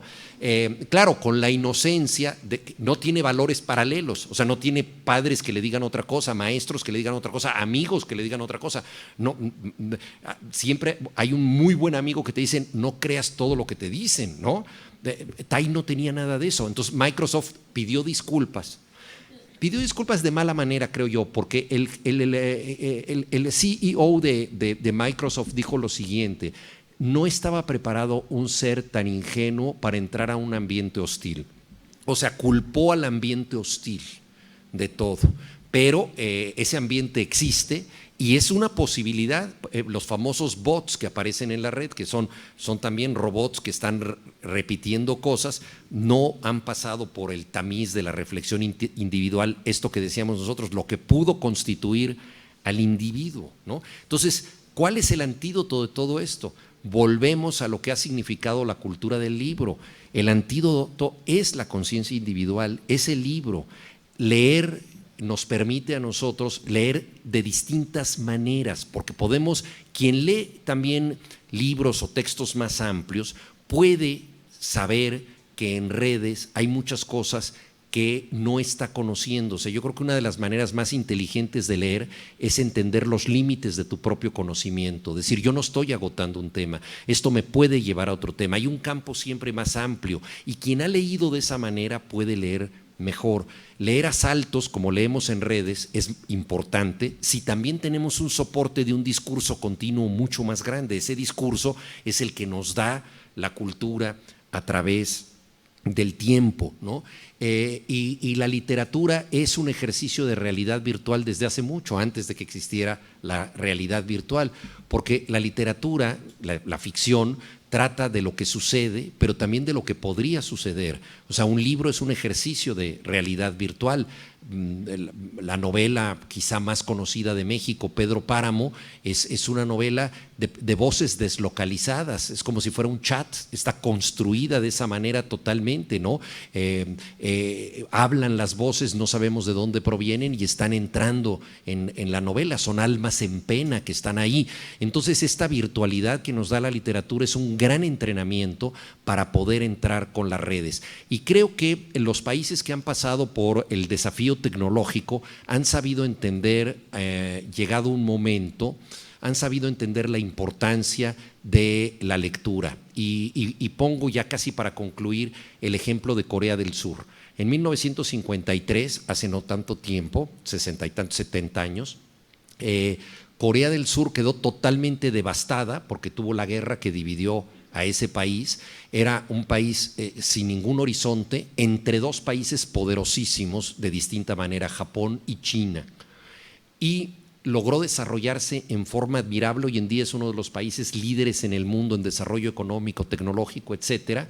Y es un país formidable en muchos sentidos. Y ellos, es muy interesante porque han logrado una ultra tecnología. Es el país de Hyundai, de Samsung, LG, tantísimas marcas que andan por ahí en el mundo. Han logrado eso, pero han tenido como palanca siempre la cultura. Si ustedes van a Corea del Sur y ven los billetes de Corea del Sur, en los billetes están filólogos y artistas, o un rey Sejong, que es el que creó la escritura coreana. Corea tiene su propio sistema de escritura. La bandera que tiene Corea es una bandera filosófica. O sea, es el yin y el yang, la dualidad, ¿no? Los contrarios en movimiento, ¿no? Y unas franjas que dicen que cualquier criatura inteligente puede entender que se trata de los 4 elementos o las 4 direcciones del mundo. Simplemente son barras distintas que te dicen esta es distinta a esta, que es distinta a esta y que es distinta a esta. Simbolizan algo. ¿Qué simbolizan? 4 cosas diferentes. Las 4 direcciones del mundo, los 4 elementos, ¿no? Entonces tienen esto. Dado el desarrollo que alcanzó Corea del Sur, ellos también se dieron cuenta de que era un desarrollo caótico. Seúl es una ciudad muy abigarrada, no han estado libres de problemas de contaminación, etcétera. Y dijeron, necesitamos crear una nueva ciudad para lograr representarnos modernamente a nosotros mismos y que sea una ciudad racional, que sea una ciudad ecológica, sustentable, perfecta, con jardines, la ciudad más habitable del mundo. Dijeron, qué buena idea, pero ¿qué sentido va a tener esta ciudad? ¿A qué la dedicamos? Pues que sea la nueva capital. Pues no, ¿cómo? Entonces va a ser la ciudad de la guerrilla, etcétera, porque la bandera es filosófica, pero los políticos no siempre son filosóficos, ¿no? Dijeron, no, bueno, somos el país de la alta tecnología, entonces que sea la sede de las grandes empresas tecnológicas. Dijeron, no, claro que no, tenemos que hacer otra cosa. Y entonces dice, ¿cómo hemos llegado a donde hemos estado? Hemos llegado con la educación. Cuando yo recorrí Corea, que prácticamente todo el país, me hizo un desafío el guía, me dijo, quiero que en cada pueblo al que lleguemos encuentres la escuela. Le dije, pues ¿cómo? No hablo coreano. Me dijo, no. La escuela es el edificio más importante de cualquier pueblo.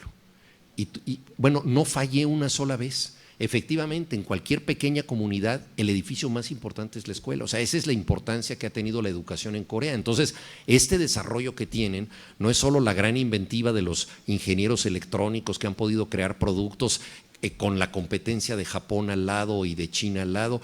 No, es un proceso educativo muy grande. Y entonces, ¿a qué dedicaron la nueva ciudad?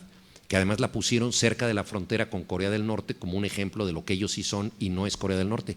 Al libro. Es la ciudad del libro, ahí están todas las editoriales. Es la ciudad ideal, la ciudad perfecta, quizá demasiado ideal, porque si la ven ustedes, faltan algunas cositas que estamos acostumbrados a tener en nuestras ciudades, faltan changarros, faltan, sobre todo los mexicanos, ¿verdad? Falta esa vida medio curiosa de las ciudades, pero es una ciudad hermosísima.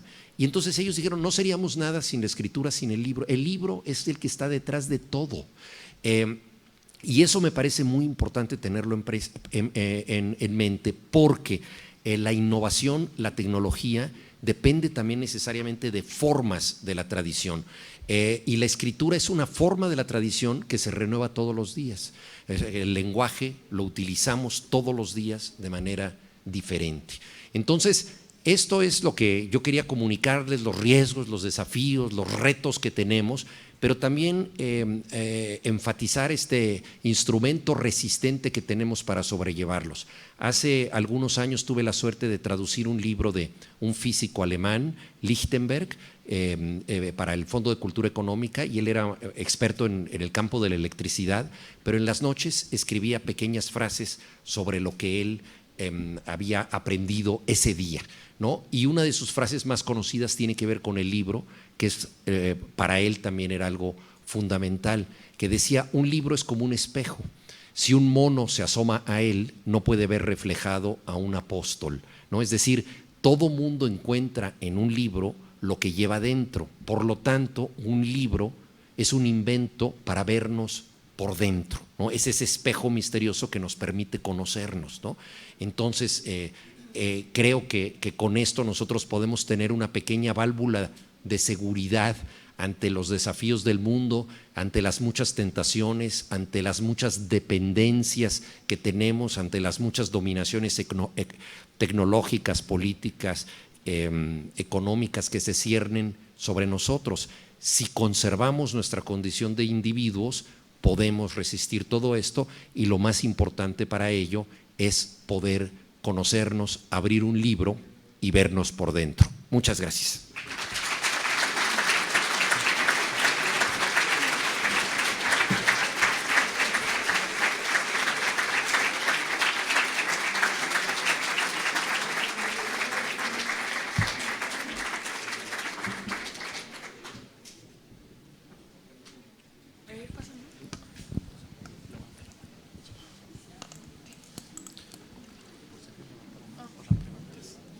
Ahora vamos a entrar a la sesión de preguntas y respuestas. Entonces, pues si alguno tiene alguna pregunta, levante la mano.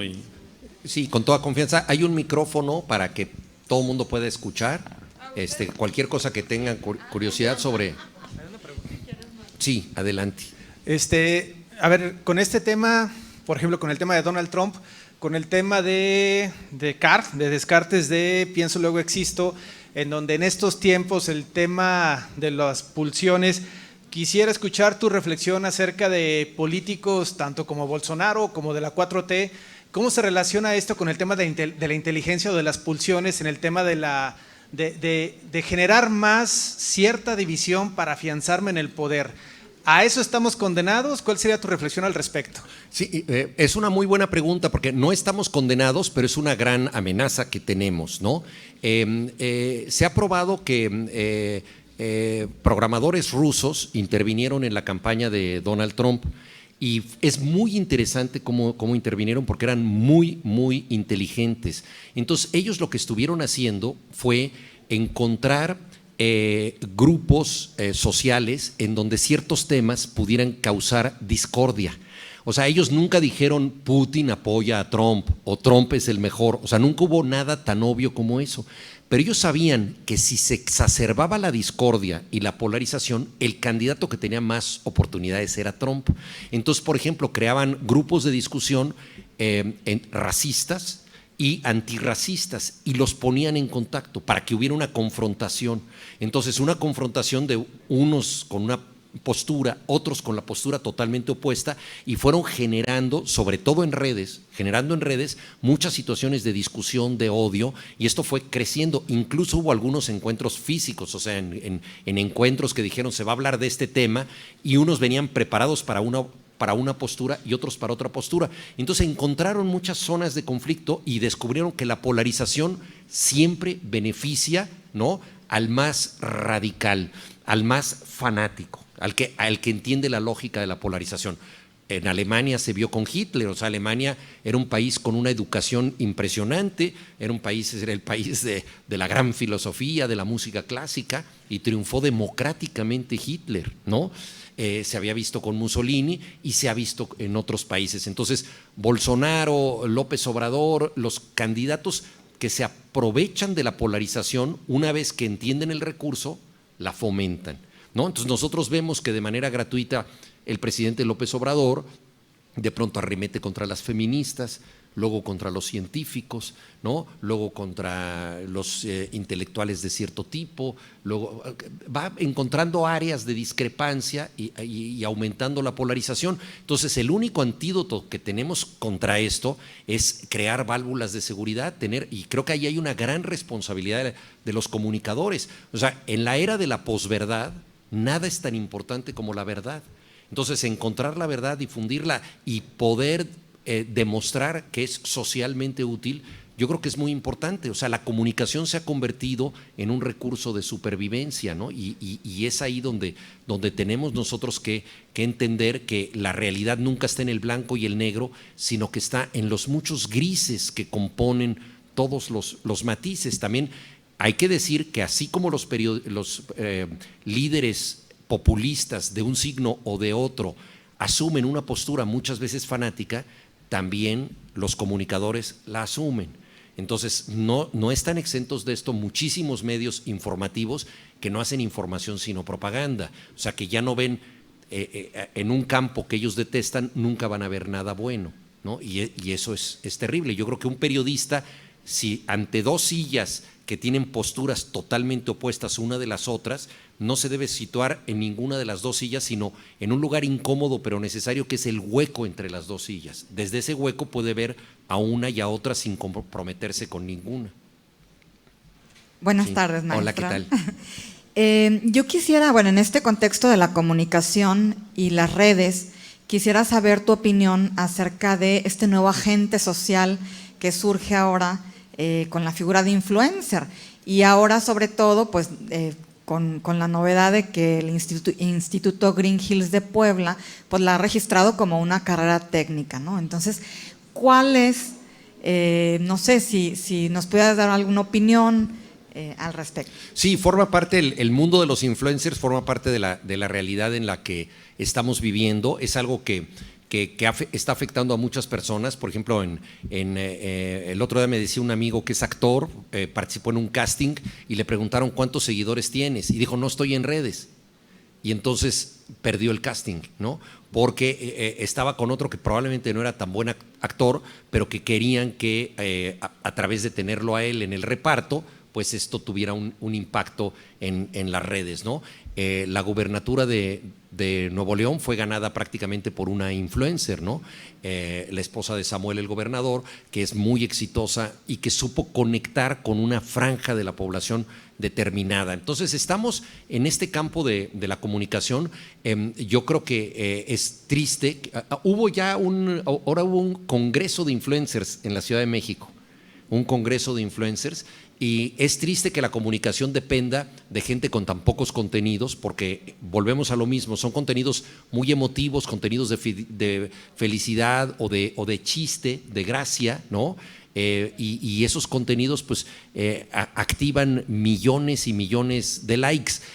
¿Qué tan profunda es esa comunicación? Por supuesto no lo es. ¿Qué tan duradera es? Creo que tampoco es muy duradera, porque quien postea esas cosas muchas veces es relevada casi de inmediato por otra persona. Entonces, hasta el momento, una de las cosas curiosas de los influencers es que tienen poca influencia en la realidad, salvo casos como el de Nuevo León que acabo de mencionar. Es una especie de circuito que se alimenta de sí mismo, que es muy importante porque esto se monetiza, porque esto da fama, da celebridad, y porque en la lógica actual es más importante para alguien tener likes en un teléfono que otro tipo de apreciaciones, que tener buenas calificaciones en la universidad, ¿no?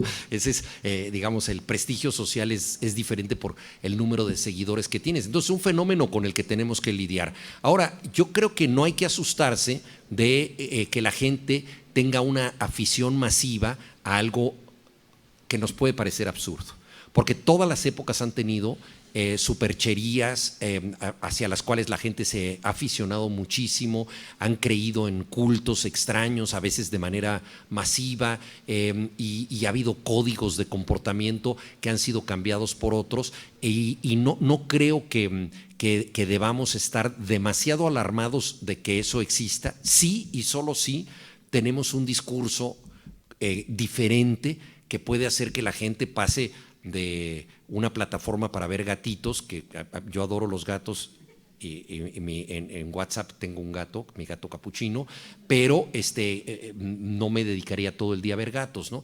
Entonces, ahí es donde es una cuestión de equilibrios y de pensar que eso no puede tener el mismo estatus. Ahora, lo que tú planteabas es muy interesante. se le da ya el rango de carrera técnica. Pues yo creo que esa es también la desesperación del sistema educativo privado, que están inventando todo tipo de carreras, y vamos a ver otras más fantasiosas pronto. Vamos a ver otras más fantasiosas porque esto es así, o sea, realmente hoy en día hay universidades que pueden jalar gente con la promesa de que sean influencers. Es como decir, tú vas a ser famoso si estudias aquí, ¿no? Entonces es una promesa atractiva, pero creo que de muy poco contenido académico. Ahora, no basta decir los influencers son superficiales, hay que saber cómo funcionan, a quién están atrayendo, a qué gente, qué funciones sociales están sustituyendo, la gente qué podría adquirir o ver en vez de ver estas imágenes. Entonces es un campo que no debemos descartar, debemos estudiar.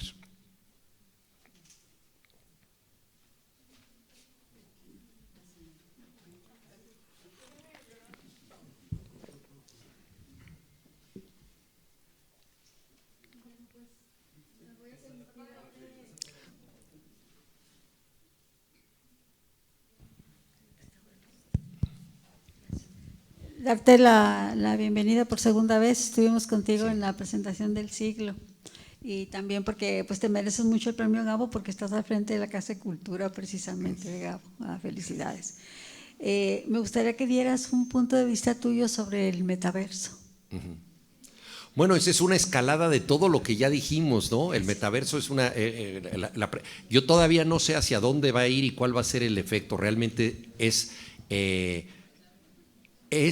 una de las escaladas de esto, porque involucra ya una inmersión en la realidad, ¿no? Es decir, es una realidad que puedes sentir como propia y donde tú no estás ya disociado, porque en realidad virtual tú te estás comiendo un sándwich en la realidad normal, ¿no? Y estás teniendo aquí una conducta en la realidad virtual y esto es ya totalmente inmersivo, ¿no? Entonces es una escalada de todo lo que estamos diciendo.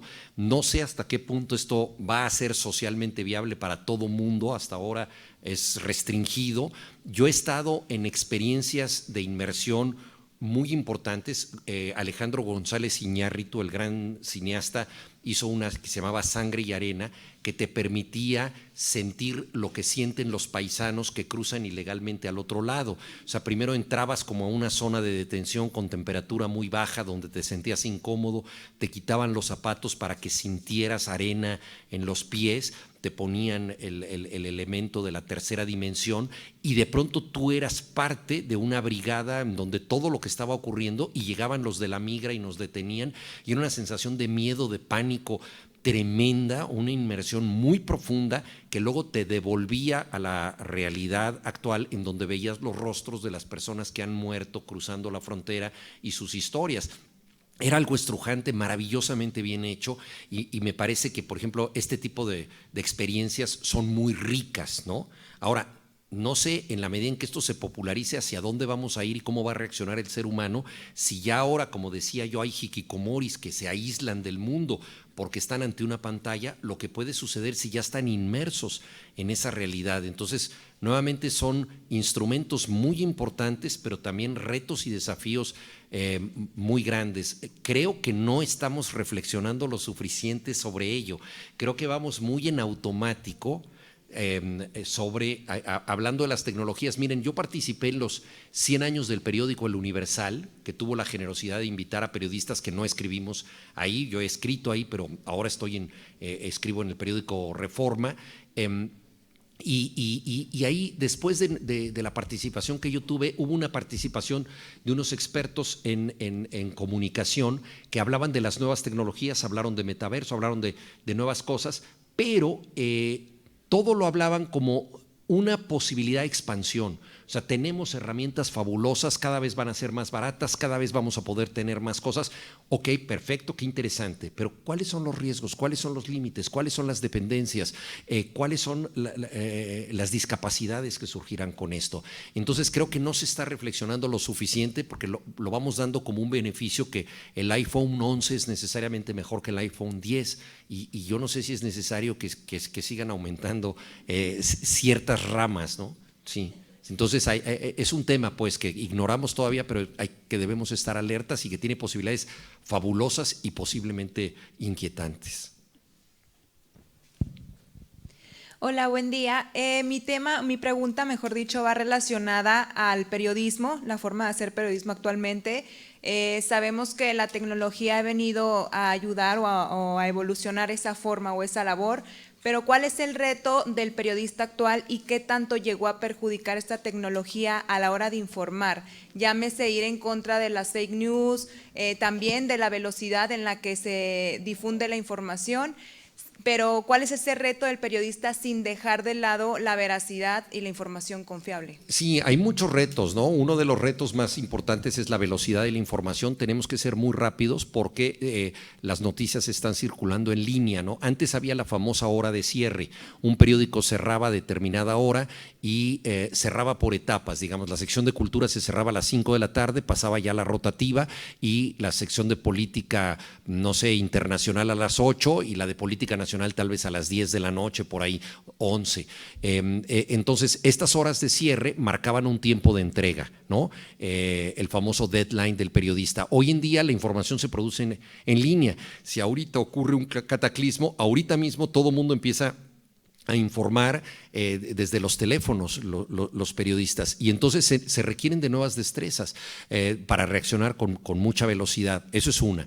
Dos, los fotoperiodistas requieren de destrezas adicionales porque hoy en día todo mundo es fotoperiodista.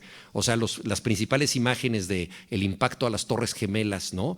Fueron de personas que estaban en la calle, sacaron su teléfono celular y con la gran capacidad que tiene el video hoy en día en los teléfonos o la fotografía, tomaron unas imágenes estrujantes. Entonces el profesional, el fotoperiodista que tenía que desplazarse desde las oficinas del New York Times hasta el sur de Manhattan, llegó tarde a esto. Entonces, ¿qué hace?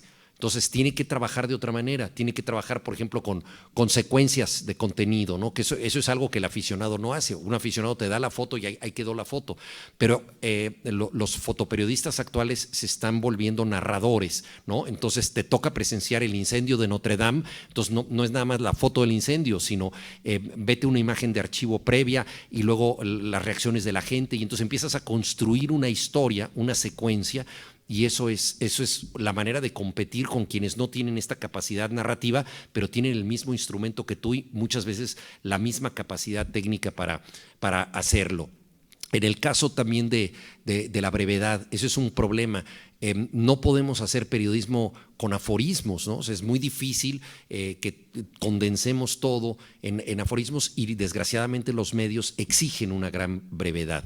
Entonces, yo creo que el periodista actual es alguien que debería tener una doble habilidad de poder hacer muy rápido noticias cortas, o sea, capacidad de concisión y brevedad, que eso yo creo que es muy difícil de lograr, pero hay que hacerlo porque tienes un número de caracteres determinado con los que tienes que cumplir en un tiempo récord, ¿no?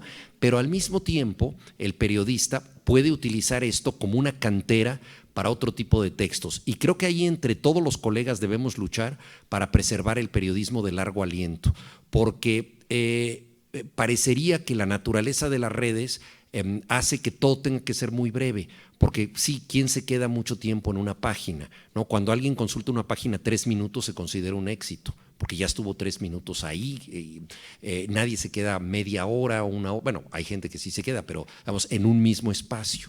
Entonces, es muy interesante el hecho de que se pueden colgar en red textos más largos y entonces el periodista puede trabajar en este doble registro y debemos nosotros luchar por mantener ese doble registro porque hay grandes historias, hay crónicas que requieren de tiempo para ser escritas y requieren de tiempo para ser leídas.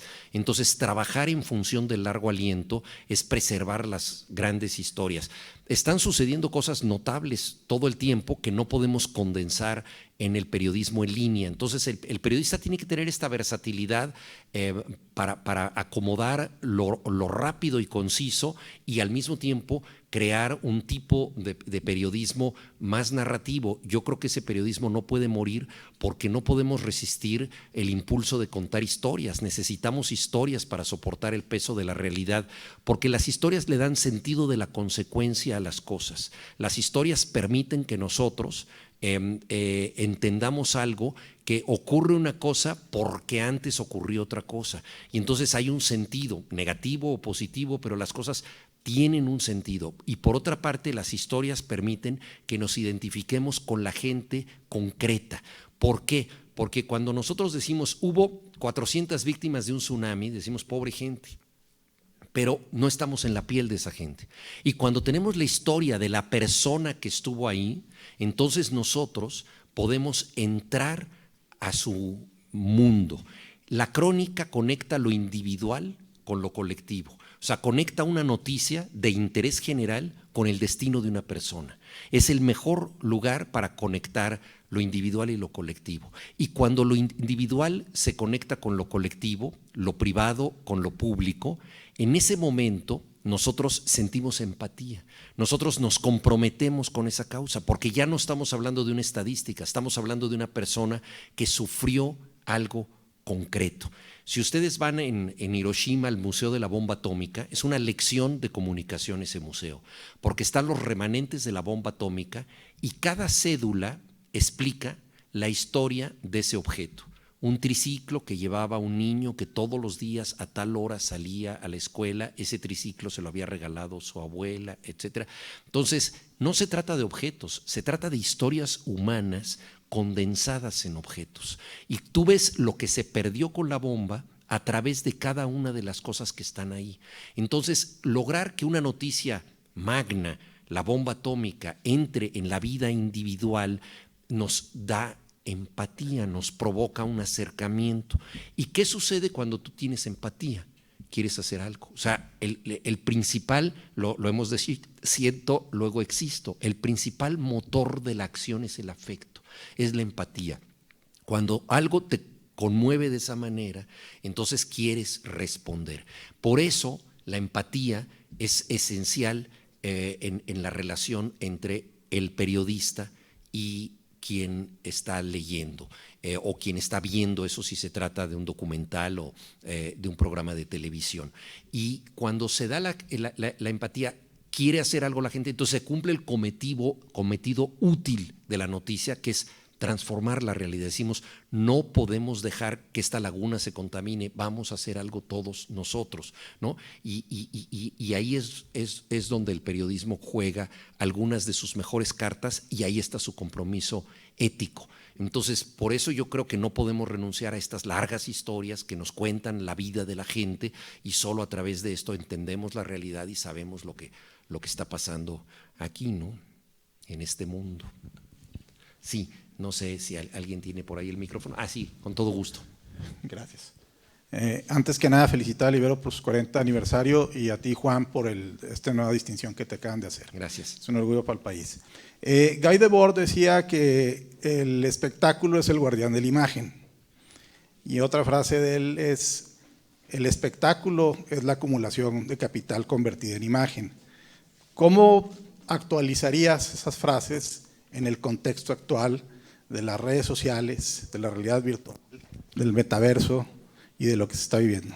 Sí, vivimos en una sociedad del espectáculo donde lo más importante no es realmente transmitir un mensaje profundo, sino ser visto, ¿no? Es decir, presentarte, la cultura selfie. Esto ha influido también al periodismo. Hay un periodismo selfie que yo creo que comete el error de poner al periodista en el centro de la acción. A veces es más importante el periodista que lo que está comunicando y el periodista habla de sí mismo, de lo que llegó, de lo que vio, etcétera. Y esto es un tipo de periodismo muy narcisista, muy centrado en sí mismo que se está exhibiendo. Entonces, hoy en día las cosas no suceden si no las retratas, si no las conviertes en una imagen. La gente, yo los he visto, entran a un museo con el teléfono celular y no apartan la vista del celular porque están fotografiando todo lo que les gusta, pero entonces están acudiendo a una mediación, o sea, no ven la Mona Lisa, sino ven la foto que le están tomando a la Mona Lisa, ¿no? Así es, ¿no? Digo, incluso la gente que graba sus situaciones privadas y todo de sexo, tiene que ver con que la experiencia solo existe si la puedes atestiguar en imágenes, ¿no? Entonces, una sociedad de la exhibición, una sociedad del espectáculo, una sociedad de la impudicia, evidentemente, donde la discreción no tiene espacio, ¿no?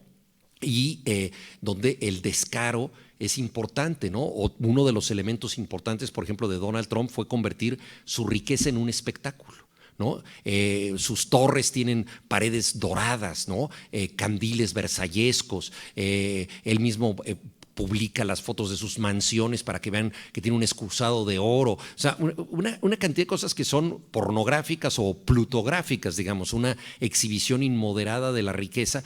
Todo eso lo convirtió en espectáculo. Entonces, es uno de los problemas que existen en la sociedad, que es más importante muchas veces cómo te ves a ti o cómo te presentas que lo que tú realmente eres. O sea, la idea de esencia, la idea de vida interior se ha perdido mucho, ¿no? La gente que tiene una vida interior rica, pues parece mucho menos interesante que la gente que tiene 20,000 seguidores, bueno, 20,000, a lo mejor 2 millones de seguidores porque se fotografía en playas y la sube a Instagram y a TikTok y todo esto. Entonces, yo creo que esa es una de las cosas que existen, con las que tenemos que lidiar, no son de los mejores componentes del planeta, pero que debemos saber que están ahí para ver de qué manera se pueden establecer contrapesos. Yo creo que a pesar de que existe esta sociedad del espectáculo, no deja de haber músicos extraordinarios que conmueven por las mejores razones del mundo y que pueden tener un éxito extraordinario, actores de primer nivel que hacen series o películas o obras de teatro sensacionales, artistas callejeros, raperos que llevan la poesía a otros límites. O sea, no deja de haber dentro de esta sociedad expresiones artísticas, creativas y culturales extraordinarias, ¿no? Entonces, yo creo que ahí es cuestión también de ir entendiendo de qué manera podemos nosotros apropiarnos de esto. Dejé aquí unos ejemplares de un libro que el antropólogo Néstor García Canclini y yo coordinamos hace algún tiempo, que se llama La creatividad redistribuida, que trata precisamente de cómo darle nuevo sentido creativo a elementos que ya existen en la sociedad, pero que no necesariamente son creativos. Por ejemplo, el sampleo, ¿no? Es decir, utilizar los discos para hacer música, nueva música con otro tipo de música que ya existía, el Photoshop, que es una técnica muy importante que puede modificar imágenes, ¿no? La curaduría, que es reorganizar inteligentemente las obras ajenas a través de exposiciones, ¿no? Etcétera, ¿no? Entonces, esta creatividad redistribuida pasa por la sociedad del espectáculo y en parte se podría beneficiar de ella si inteligentemente entiende los aspectos teatrales positivos, creativos, pero tal y como se manifiesta básicamente la sociedad del espectáculo, trasvasada exclusivamente en imagen autorreferente, en aquí estoy, véanme, es algo que creo que desde la academia, desde la institución, desde la crítica, pues debemos cuestionar. No sé si todavía hay. Bueno, a mí me gustaría hacer un comentario brevemente sobre cómo la tecnología o el cambio tecnológico influye para que el arte vaya describiéndolo, ¿no? Un poco como Charles Dickens en el siglo XIX, en la era victoriana, vio cómo impactó el capitalismo y la primera era industrial ahí, ¿no? Y ya posteriormente en la actualidad podemos ver, por ejemplo, cómo el algoritmo es importante para ir modificando nuestra conducta, los cambios culturales, etcétera. Y por ejemplo, ahorita que señalabas eso de la inteligencia artificial, del algoritmo, etcétera, hace poco topamos un libro de Nick Sniche, que es un norteamericano que habla sobre el capitalismo de plataformas y cómo estos modifican la reorganización económica y cómo modifican la política, etcétera. Entonces me gustaría preguntarte cómo ese proceso se va dando, donde la tecnología y los cambios tecnológicos influyen en la forma de hacer arte, en la forma de hacer pensamiento, en la forma de expresarnos. ¿Cómo puede describirse ese proceso a partir de esos dos ámbitos, por el arte y por el pensamiento solamente? Todas las nuevas tecnologías han creado respuestas desde el arte, ¿no? Y lo cual es muy interesante. Por ejemplo, se pensaba que la fotografía iba a sustituir de alguna manera a la pintura, pero la fotografía con su sola existencia desató nuevas posibilidades de la pintura, desató el impresionismo, el cubismo, el arte abstracto e incluso el hiperrealismo, que es más realista que la propia fotografía. Entonces se sintió desafiada la pintura por la fotografía, que es una forma del arte nueva, pero reaccionó con sus propios elementos para sobreponerse, y en muchos casos se combinaron ambas cosas, fotografías y pinturas en collage y en otras experiencias. Entonces la realidad virtual, las plataformas, todo eso pues nos han permitido, por ejemplo, narrativas totalmente diferentes en la comunicación, como las series de televisión. Es decir, hay ciertas historias que no se pueden contar en una película, no pueden durar 1 hora y media o 2 horas, solamente se pueden contar en forma episódica, y hay novelas, por ejemplo, como 100 años de soledad de García Márquez, que al modo de Las 1001 noches es un conjunto de muchísimas historias, es un río de historias. Esta novela solamente se podía adaptar en una serie, nunca se adaptó en película, y ahora se está haciendo en serie. Entonces también estas nuevas plataformas también permiten que el espectador decida su propia programación, lo cual es muy importante, porque tú puedes entonces ir eligiendo qué es lo que quieres ver y no es lo que la cadena de televisión te da forzosamente en ese momento. Por otra parte, las tecnologías pues también facilitan los efectos especiales. La nueva película de González Iñárritu, Bardo, tiene extraordinarios efectos especiales que solamente se podían hacer con la computación, ¿no? En el mundo del rock, hablando de una noción de espectáculo más positiva, por ejemplo, todo lo que han traído los rayos láser para los efectos de iluminación, los LEDs de iluminación que han permitido pantallas gigantescas, en fin, se ha expandido la creatividad en muchos campos, ¿no? Hablaba yo de el Photoshop, que no solamente es usado por políticos para sus campañas, para quitarse las arrugas y verse un poquito más jóvenes, ¿no? Sino que ha permitido crear obras a partir justamente de la manipulación tecnológica. Entonces el arte es la capacidad que tiene el ser humano de utilizar una cuchara, si esa es su única herramienta, para hacer algo con una cuchara, ¿no?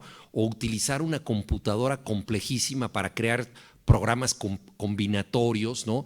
Y crear modelos expresivos visuales, ¿no? Un artista mexicano fue pionero de esto en Harvard, Manuel Felgueres. Él creó dispositivos para crear arte por computadora, y hoy en día se pueden hacer muchísimas cosas así. Puedes tener un estudio de grabación en tu casa, puedes hacer música electrónica con el programa adecuado. Entonces son herramientas formidables que sin duda alguna están estimulando nuevas formas del arte. Lo interesante es que el arte acumula. Eso es muy importante, el arte acumula. Entonces cuando surge el cine, no se acaba el teatro. Cuando surge la televisión, no se acaba el cine. Cuando surgen las plataformas digitales, no se acaba la televisión, ¿no? Entonces, esa acumulación de técnicas, ¿no? Es lo que puede constituir la riqueza humana, ¿no? Y nunca dejará de haber una persona que simplemente, armada de su voz, nos recite un poema sin ningún artilugio, sin ningún aparato, y probablemente ese poema sea lo más importante que hayamos oído en nuestras vidas, ¿no? Entonces, desde lo más sencillo hasta las altas tecnologías, ahí hay, yo creo que muchos campos por explorarse. Creo que ahí, no sé dónde quedó el micrófono, es que como se está grabando… Bueno, es que se acabó el tiempo de preguntas y respuestas. Una disculpa. Pero agradeciendo su visita y su valiosa intervención, ahora la doctora Eiko Gabaldón, la directora del Departamento de Humanidades de la parte de la Universidad Iberoamericana de Torreón, le dará entrega de una constancia de participación, al igual que de un obsequio.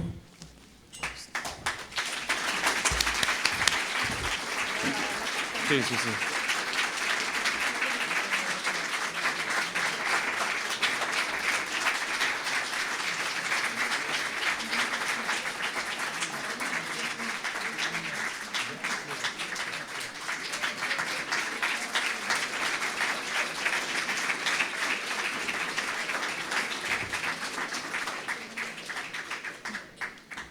Y de esta manera llegamos al final de esta conferencia magistral, los retos de la realidad virtual en el marco del 40 aniversario de Ibero Torreón y de la licenciatura de comunicación.